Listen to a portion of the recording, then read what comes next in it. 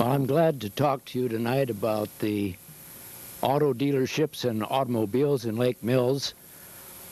As you probably realize if you look back, the automobile really is the history of the 20th century, isn't it? It pretty much started in the United States just about 1900. Actually, the first automobiles were developed in Europe, and the first gasoline engines were invented in Europe. But back in 1893, some fellows by the name of Duryea came out with the first practical automobile in the United States. And it wasn't long before everybody was getting in the act. Sort of interesting bit. In the 1890s, the big craze was bicycles. Everything was bicycles in Lake Mills and everywhere else. And now comes something with a little more zip to it, and the automobile took off. Now, of course, there were some problems, one of them being the road. The roads were usually not good, and in winter you just didn't use cars at all. Now, the first automobile seen in Lake Mills was seen in 1900. It was one of these one-cylinder Oldsmobiles that drove over from Fort Atkinson, I suppose, to show off a little bit. Now, and this is one of those one-cylinder Oldsmobiles. Fred M. Seaver, who was the son of Fred Seaver, the knife maker, was quite mechanically inclined. He got into a variety of things. He worked in his father's knife factory, he worked in the Fargo factory, and a variety of other places, but he decided this was the place for him to get into it. So in 1903, he became an auto agency dealer. It's not quite in focus, so is it? Well, maybe it won't get in focus. And he sold the first automobile in 1903, again, one of these one-cylinder Oldsmobiles, to Amon Hornicle, who of all things was a harness maker. Now, I don't know if Hornicle decided he was seeing the end of his occupation or not, but anyway, he was the first one who bought one. The second one was Enoch J. Fargo, the industrialist of Lake Mills, if you will, who also bought one of these Oldsmobiles. Unfortunately, later the same year, Fargo's barn burnt down and his automobile burned up with it, so he didn't have it very long.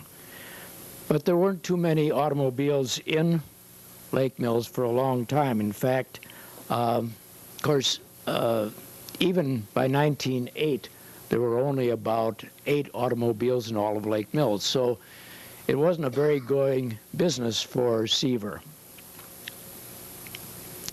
However, in 1906, he was selling other kinds of automobiles also. He sold a Wilton automobile to E.J. Fargo, I suppose replaced the other one that went, and to Bob Tasker or William Tasker, he sold a Gale automobile. Now, these are automobiles I never heard of before, and they obviously didn't last very long. But it would have been in this era that he was starting to sell these automobiles. And in 1908, as I say, there were 8 automobiles in town.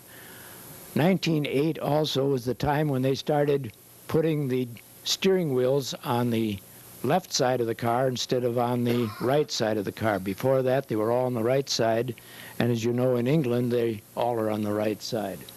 Not all the companies did that, though. As far as I can tell, and you'll see from some of these pictures, the steering wheels are still on the right side on later dates. And you can see in this automobile, it definitely is on the right side. In these early years, there was a fellow by the name of Theodore Roach, who he was here, there, and everywhere, but he was certainly into the Ramblers. The Ramblers are the precursors to the Nashes, and there was one before that which was called a Jeffries. Well, Roach was sort of an regional representative for it. He got into road races with Ramblers back in 1902. He sometimes was working out of Milwaukee, sometimes out of Watertown. And at about this stage, about 1908, when he was beginning to be a dealer in Ramblers, he was also conducting a 600-mile test of Ramblers throughout the state of Wisconsin. Well, Seaver decided he had a going thing, and in 1909, the Cook and Buchanan Land Company built this building on South Main Street, which some of you may recognize. They built it supposedly first to make cement blocks, and if you'll notice that the majority of this building is of cement block. However, that same year, just about time it was completed, they leased it to Seaver, who had taken in a partner, Walter Yerke, and this combined dealership opened the first automobile garage in Lake Mills. And they said the entrance into the garage was on the north side. Now, if it was down below, it must have been pretty close to the creek. That's all I can say. But they used the first floor and they used the basement for their automobile purposes. And they were, again, selling a variety of automobiles. They sold Maxwells, they sold Fords, they sold Mitchells, and just about everything else you can think of. They only stayed in this building 1 year. They moved to the livery stable, which was just one lot south, which was the old Wilde livery stable. And as you could see from the preceding picture, the building became the Central Hotel, and it stayed the Central Hotel up until 1918. Well, one of their customers was Herman Setz, and according to his son Shorty, or Clinton, this was a Maxwell which they had bought in 1910 from Seaver and Yerke. Now, in those days, when you sold an auto, what you did is you took your prospective buyer into Milwaukee, got the car, and then drove it back. And usually this was in the good warm months. Now, it was wise that you did this because you had to have an expert mechanic along. It wasn't too uncommon to have 2 or 3 breakdowns in a 60-mile stretch. So this is what they would do. Now, this is a picture of Frank Foote, and I'm not absolutely sure of the automobile, but anyway, by this time, Enoch J. Fargo had another car, which was a Mitchell, and he sold this to Frank Foote. And I have a feeling that this could well be. As you can see, again, the steering wheel is on the right side. Now, in 1911,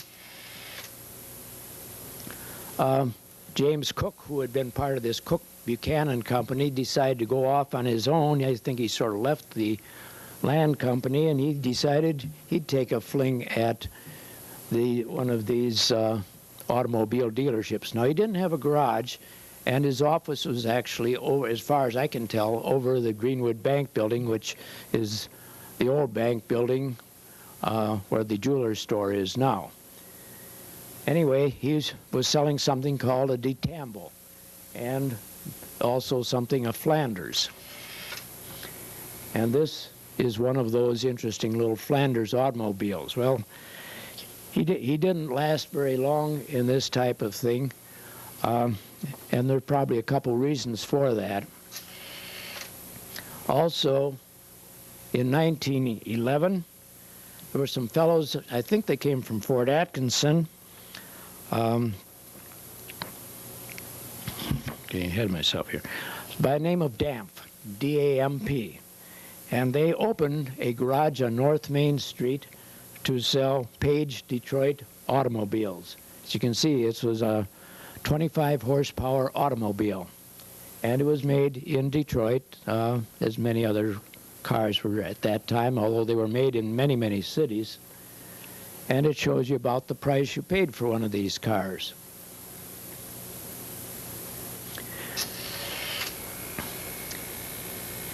And here is one of the Page automobiles taken out of an advertisement in the Saturday Evening Post of the era. And their garage was actually in the back part of this lot. Some of you may recognize it, but I'll clarify it for you. This was where Otto Body lived later on, and Leroy Shale, or is it Laverne Shale? Laverne Shale lives now. The old garage is gone. They only stayed there about a year and a half, and then they also left. Meanwhile, Seaver and Woodkey had sort of split up, and, or not Woodkey, but Yerke had split up. Seaver was still selling cars, however, and he got into selling Studebakers, among other things. However, there was, shall we say, a more ominous story on the horizon. A group of businessmen in Lake Mills got together and organized the Lake Mills Auto Company. And this was a much more definitive organization. Back in 1910, the Fargo Dairy Supply Company, or Creamery Supply Company, would become a division of Creamery Package, had moved from their quarters on West Lake Street over to their new buildings on East Lake Street, which is now called the old North Plant of Creamery Package. In doing so, they had these buildings for sale, and if you notice, about in the center there is a raised section and a longer one-story section going out to the right. This was the old Fargo foundry for the Fargo factory.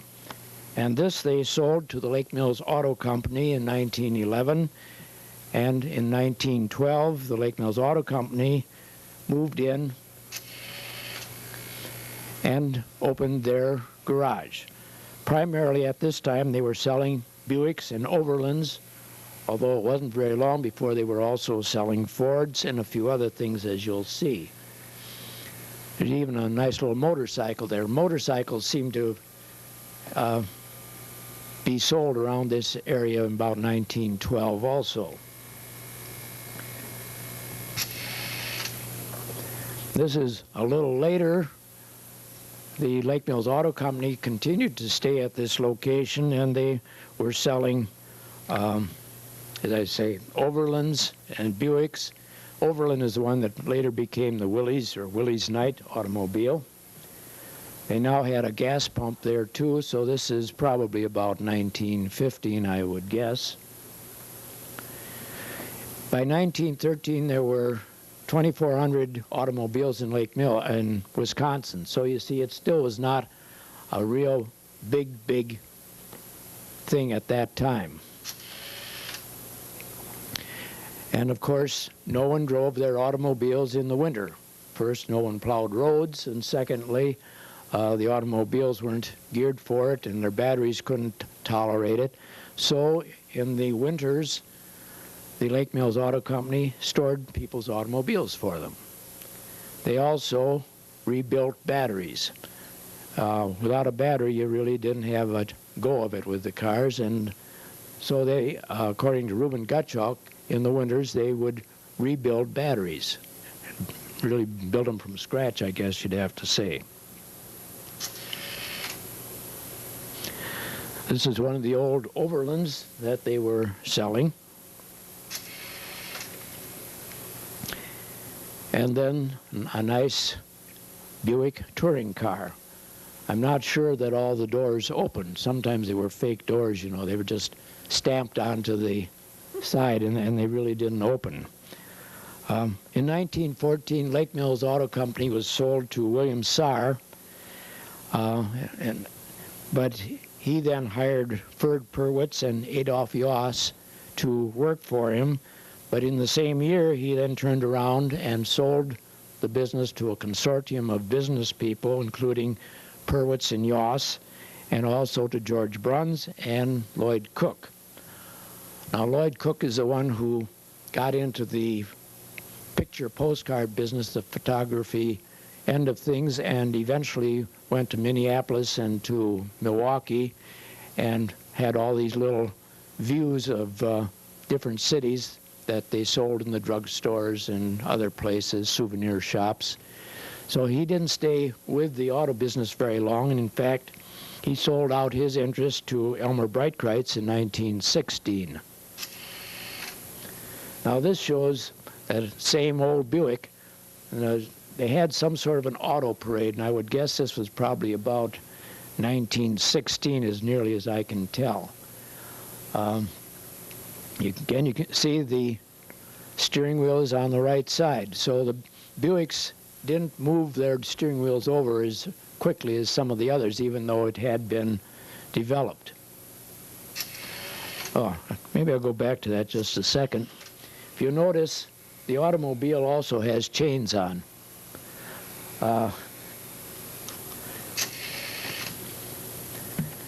And then trucks became an important article for the auto industry, and this is the first one. Heim Street had taken over the express agency in Lake Mills in 1915, and he bought this very interesting Buick truck from Lake Mills Auto.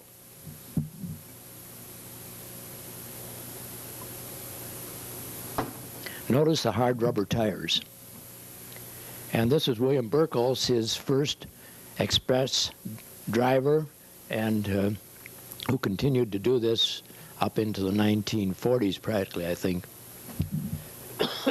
Pardon me.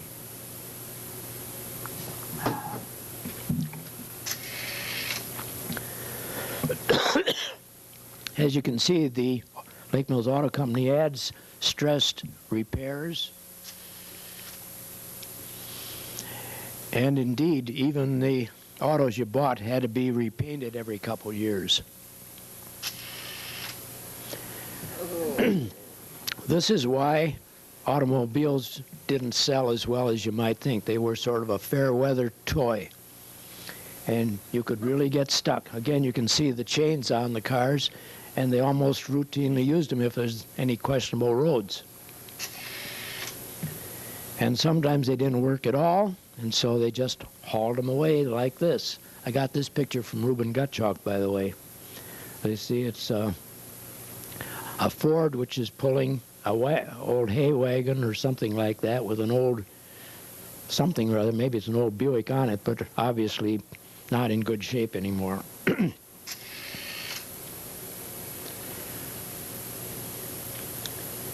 Well, they sold other cars. In those days, I say, an auto dealer could represent almost any type or make of automobile if he so chose.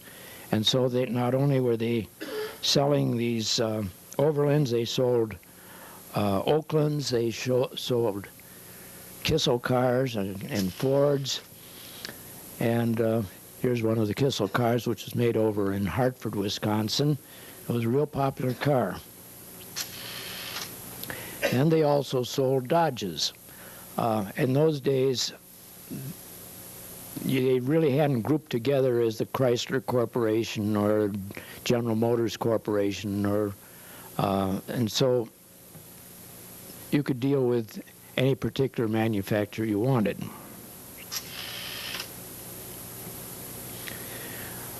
Well, when we got into the 1916 and 1917 era, things began to change a little bit. One thing, the auto manufacturers, particularly Ford and Buick, said, if you are going to be our dealers, you'll have to be that exclusively. Well, this sort of hit Lake Mills Auto Company right between the eyes. So the Lake Mills Auto Company continued to survive, but it became the Ford dealership. Fred Purwitz sold his interest in Lake Mills Auto and became the Buick dealer. Also, at this time, and this actually was 1915 originally, William Wood, who was a sometime carpenter, sometime farmer, and a variety of other things, had bought the old Opera House. And this was in 1915, and he leased it to Fred Seaver, who was going to sell Oaklands out of it, and he did sell a few. However, by 1916, Seaver was no longer in the business as far as I can find, and Wood remodeled the Opera House, extended it out in back by about 80 feet, and leased it to A.W. Park and McMullen, who then moved in to sell Overlands and Willie's Nights, and also gasoline and kerosene. I should also, pardon me, mention that before we had auto dealers, the ones who were selling the gasoline were the hardware stores and also the general stores. T.H. Hahn was advertising gasoline for sale, but they didn't have filling stations and until the garages were developed. So at this time now, they are beginning to also be filling stations for gasoline and oil.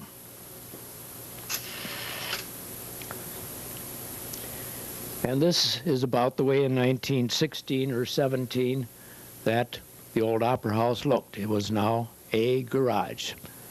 And as you can see, it's got its gas pumps out in front. And the old fountain is there, that's right. Got a little light bulb on the top of it. I hadn't realized that before.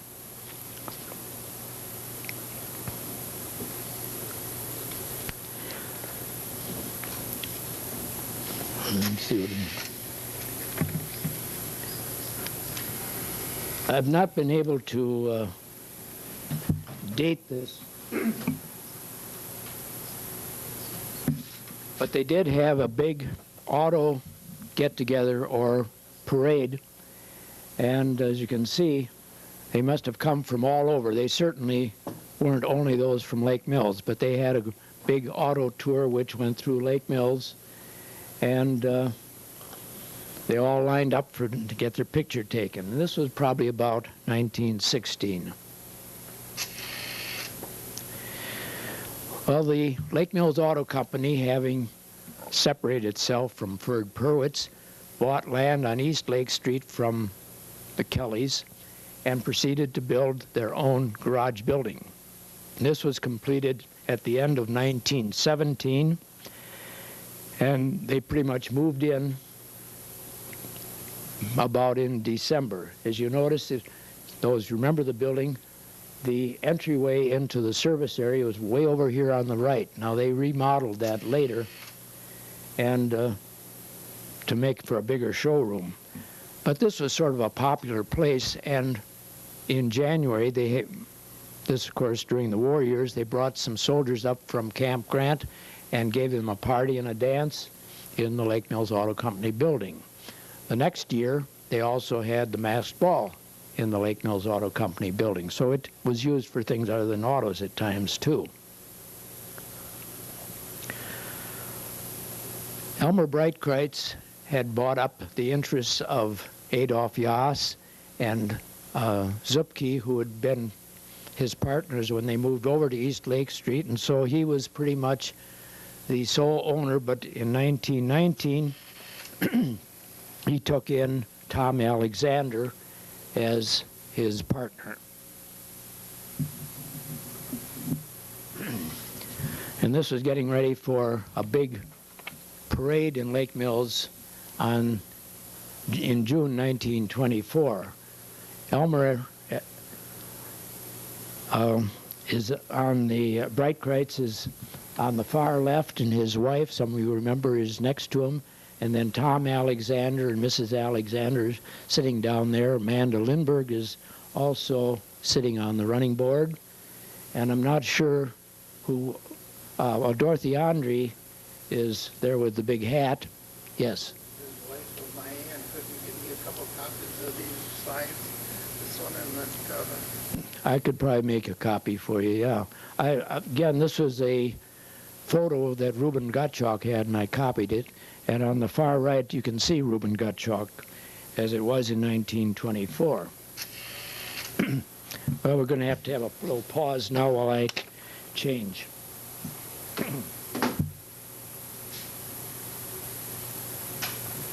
Okay, now we're ready to go again.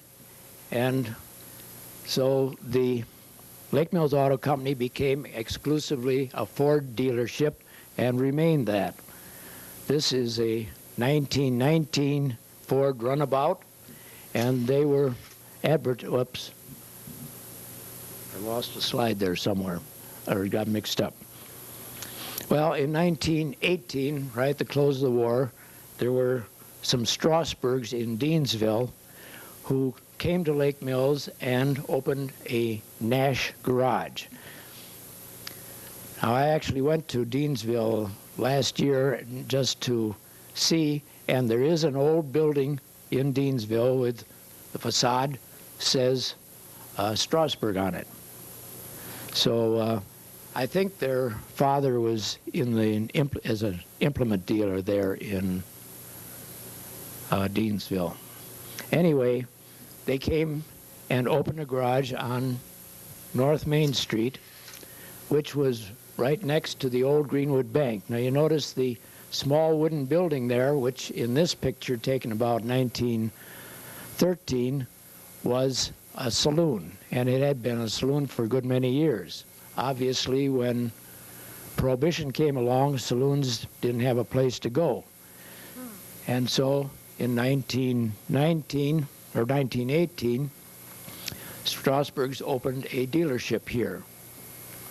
They stayed there about a year, and then this A.W. Park, who had his Willie's business in the Opera House, sold out, and the Strasburgs sold out to the Strasburgs, and the Strasburgs moved into the Opera House, and then they had their Nash business there.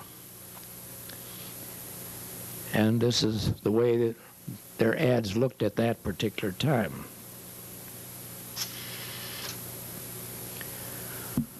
Purwitz remained in the old location on Church Street, and he stayed there. As you can see, it's now called the Purwitz Motor Company, and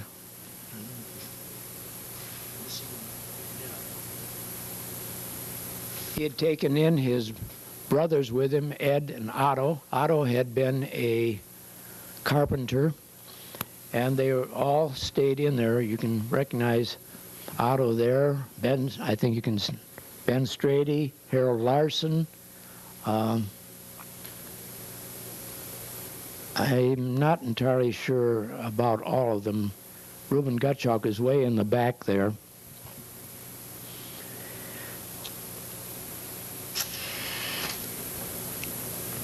And these were the type of automobiles. As you can see, they've improved a lot. They've certainly all have headlights. They probably had starters that you didn't have to crank them.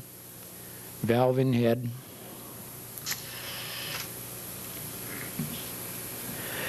I think it's sort of interesting. The leader seems to have trouble with spelling periodically, and for some reason or other, Purwitz here is spelled with an E, although most of us see it spelled with an I.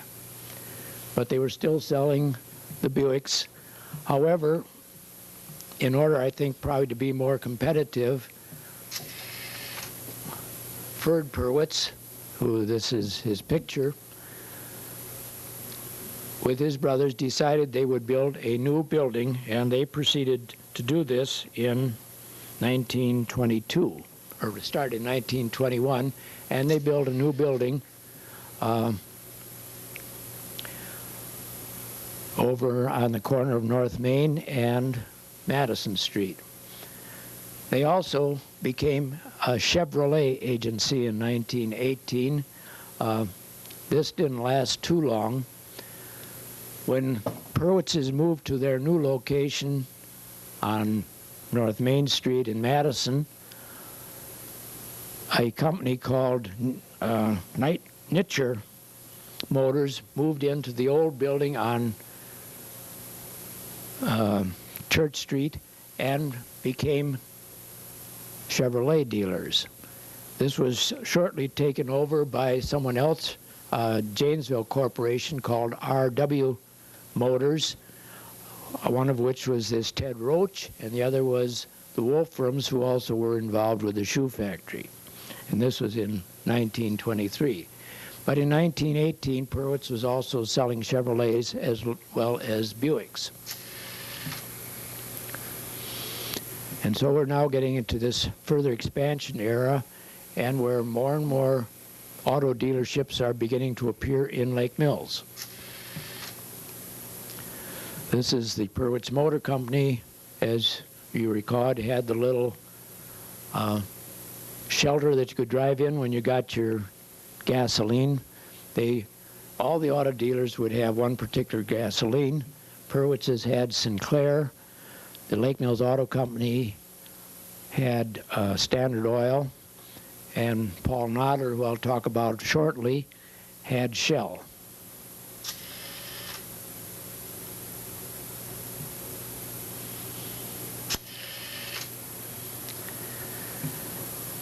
So it was that in 1922, as Purwitz has moved over, well, actually, even a little before that, Dr. A.W. Lang, who was a veterinary, and Gottlieb Neipert, who was a blacksmith, got together in a partnership and opened a dealership in Neipert's old blacksmith shop. Now, Neipert had built two blacksmith shops, the one which we still recognize because it says it on it down on the corner of South Main, and then this second one, which is just south of the old shoe factory building. He built that in 1909, and then in 1918 he and Dr. Lang, the veterinary, who also had his veterinary barn right near there, got together and they started selling Chandler automobiles, which were made in Cleveland, Ohio. They also sold an automobile called the Cleveland. And later on, they sold Hupmobiles and Franklins. The old building is still there. It's had quite a history, and I'll cover more of it as we go along, but it still is essentially the old blacksmith shop that Gottlieb Neipert built in 1909 with some modifications. As you can see, the Chandler was a pretty sporty car, and it was a pretty big car, and it was not cheap. And I'm not sure if Dr. Lang liked that because he liked driving Chandlers. But anyway, he dealt into this as well as taking care of animals. He also liked thoroughbred horses, and he liked to show horses. This is a Hupmobile, which they also were selling. And the Franklins, which they got into a year or so later. However, in 1923, Lang and Neipert sold out their dealership to Fred and William Griswold, pardon me. Now, I hadn't realized it until I started reading. I recognized the Griswolds mainly as working in the post office. But in these years, they were more interested in automobiles. Bill Griswold had gone to a mechanics school in Milwaukee at one point, and he had also attended Stout Institute up in Menominee at another point. Anyway, he came back, and they bought this dealership, and they began selling, I guess we have to get one more. Oh my, I'm getting twisted up here. We'll go back here. Anyway, they were selling Oaklands, Studebakers, and Oldsmobiles. And they kept this franchise until 1926. Also in 19 1923, or a farmer who had been worked for his father in a meat market decided he would get into the automobile business also. And he was the one who started selling the Overlands, which again became the Willys Knight. Now,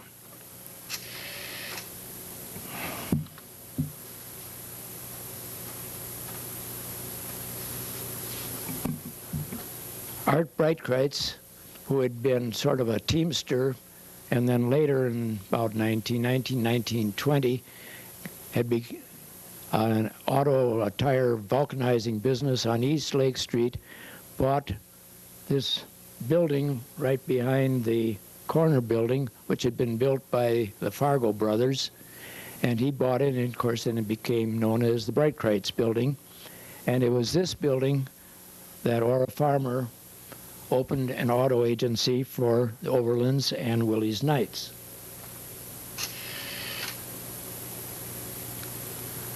He stayed there about a year, and then he decided to build his own garage, and he built one on Westlake Street. Well, that's a Willys Knight of the type he would have been selling.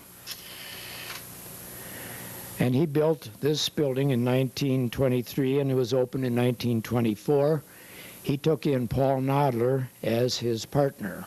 Paul Nodler had also been a teamster and a dray hauler before that. And they called this the Rock Lake Garage. And they were selling primarily Oaklands and, or not Oaklands, but Overlands and the Willys.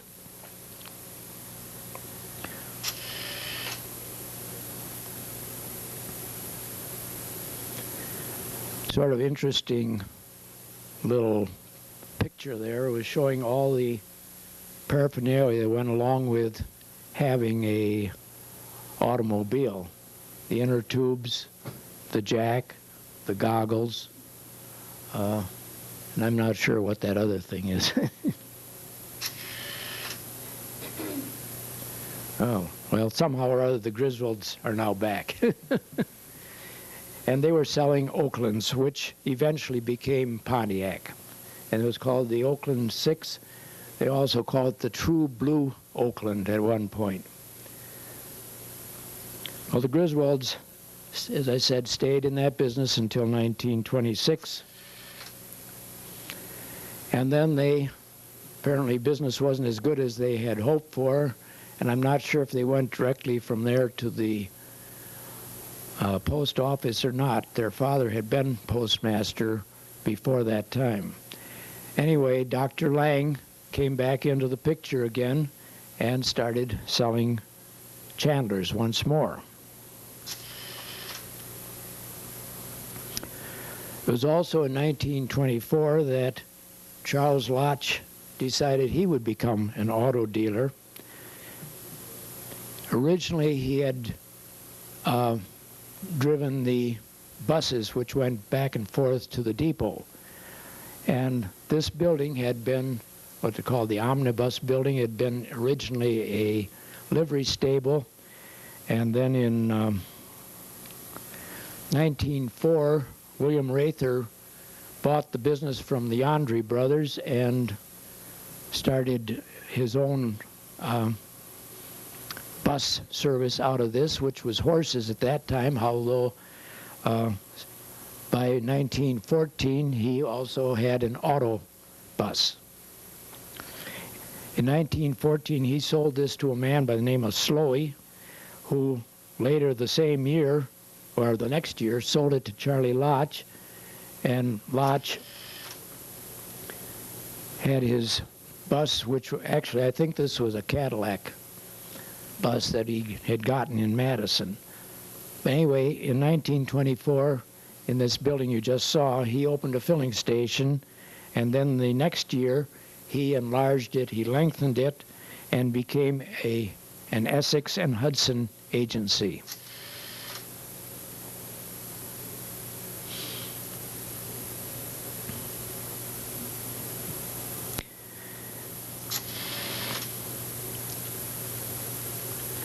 It wasn't long before he also got into the Nash business. Now,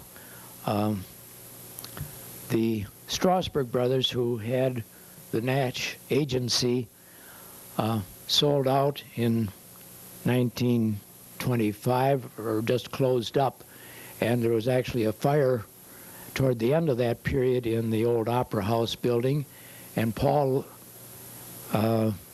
Nodler, who had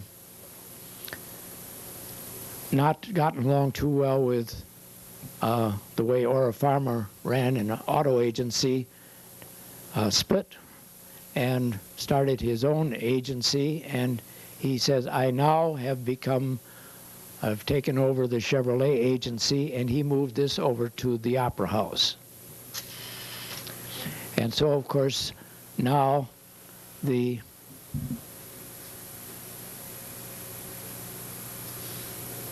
Nash agency was opened, and Charlie Lotch took it over and continued, he and his son Bernie, to run a Nash agency for quite a while.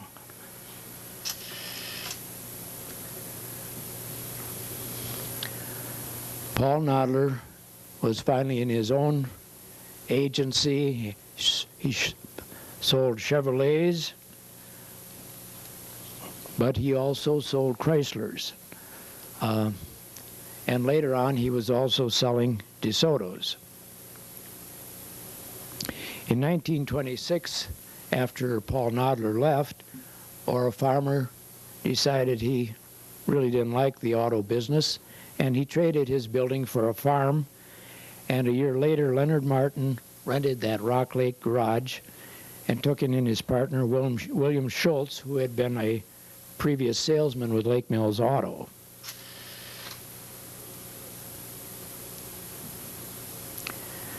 The Martin and Schultz agency sold originally Dodges and automobiles, or Oldsmobiles. I can't even speak straight here. But it wasn't long before they were into Willie's Nights and Whippets. As you can see, the word Overland is still there, but primarily the cars were the Whippets and the Willie's Nights. It wasn't until 1932 that Martin, who was by then alone, no, he wasn't alone, became a Plymouth dealer, and in 1935 it became the Plymouth and Chrysler dealership.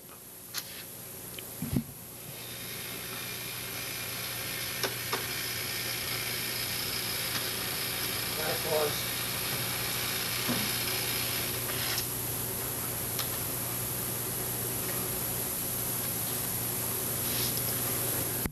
1929,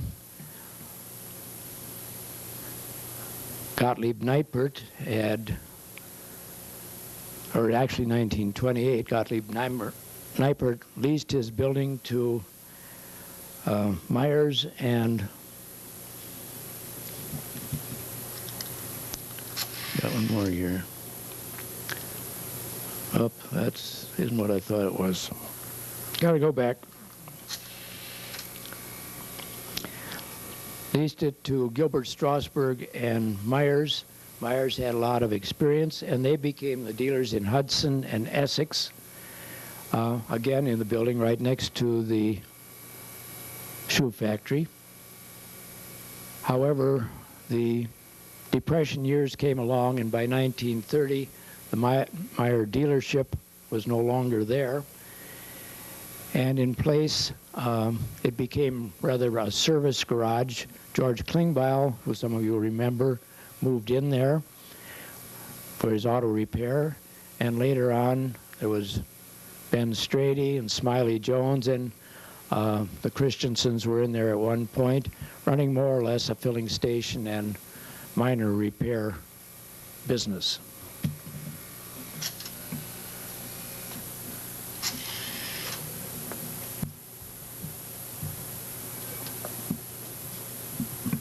Well, this is a caricature of Leonard Martin, and they were doing quite a few of these in 1929. of different businessmen.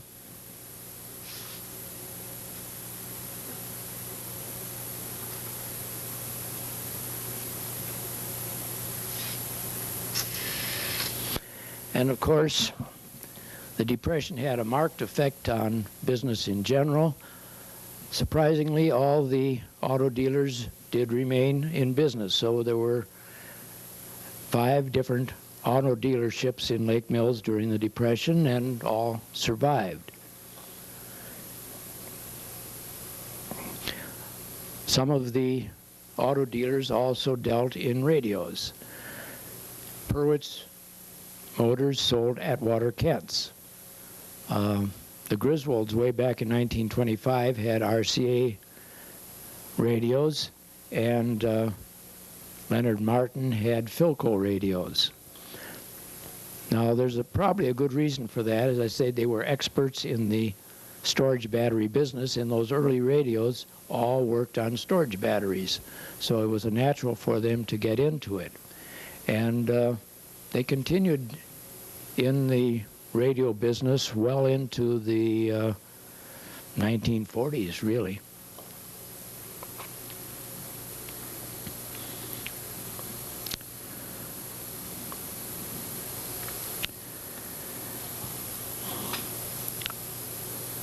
Well, as I've said, things continued to move on, and a new dealership came in Lake Mills in 1939, and that was Miller's, who had an implement business. They'd had bought out the Miller Brothers Implement Company, but along with their implements, which they had a business in Juneau, Wisconsin, they also had a Oldsmobile agency, and they sold these also first out of that building on South Main Street, which is now Anna Maria's, and then later they moved down to where the police station is now. However, there were a lot of transitions. Leonard Martin, with his Rock Lake Motor Company, bought out William Schultz, his partner, in 1943, and then Ken Nodler took it over as an agency in 1952. A year later, Ray Masso became the auto dealer there, and in 1955, Les Weber became a dealer in Chrysler Products. By 1957, it was no longer a dealership, and the building was then used by Gettleman's for their Marine Corporation, and somewhat later after that, when he moved his business out on East Lake Street, it became an auto parts dealer, and it's had a variety of other businesses since. For the Lake Mills Auto Company, Tom Alexander died in 1927, and Elmer Breitkreutz became the sole proprietor, and he continued to run the business until 1944, and then it was, I think he died then, and then it was sold to Reuben Gottschalk and Tom Neubauer, and they proceeded to be the Ford auto dealers in Lake Mills until 1959, when they retired and sold out to Bob Berthold, whom I'm sure you remember. Unfortunately, he had serious illnesses, and he died in 1967, and then Bruns and Cohen took over the dealership and were in that for about 3 years, and then Bert Brasso became the Ford dealer, and in 1980 he closed his business. The building was bought by Century Foods Conrad's, who tore the building down. Of course, all you see now there is the parking lot. The Nodler agency continued after Paul Nodler retired. His son Harold took over the auto agency and continued to run that until 1976, when he sold it out to Warren Bowman, and it still was a Chevrolet agency. Unfortunately, after about 3 years, Bowman couldn't make a go of it, and it closed and became a variety of other things other than automobile agencies, and of course now is the Opera House antique store. There was another dealer. Ed Purwitz had separated from his brothers and opened a used car business next to the Chevrolet garage, the old Opera House, in 1958. And the building there had been a filling station run by Leon Robbins. And then his son in 1969 became a Chrysler dealer, but only ran this for a few years, and then that was closed. So the only surviving dealer then was the Purwitz dealership, which continued with the sons of Ferd Purwitz and then with a grandson. And this stayed in the Purwitz family until 1987, at which time the business was closed, and then 2 years later or so about, Lakeland Motors came in, and it is back as a General Motors dealership. And so that's about all I have to say of these different dealers. So if you have questions, I'll try to answer them.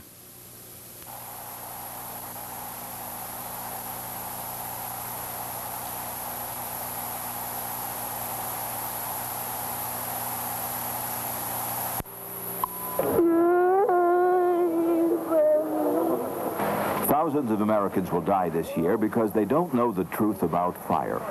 Sooner or later, according to statistics, each one of us will experience the terror of a serious fire. What's a fire really like? Roaring flames, light? Well, it may start this way, but in seconds it turns into this. In a real fire, you are blind. In a real fire, you hear, feel the heat, but you cannot see. Add another terrifying fact, the heat. It's indescribable. If you stand up, the heat overhead is several hundred degrees. It will kill you. That's why firefighters stay low to the ground. And should you stand up, the heat will knock you unconscious within seconds. Add to the heat the smoke. Question. You're sound asleep. A fire breaks out. Acrid, noxious odors of burning materials enter your bedroom. Would you smell the smoke and take action? You won't. You can't. When the firefighters find you, you'll be dead. Because when you're asleep, your sense of smell goes to sleep too.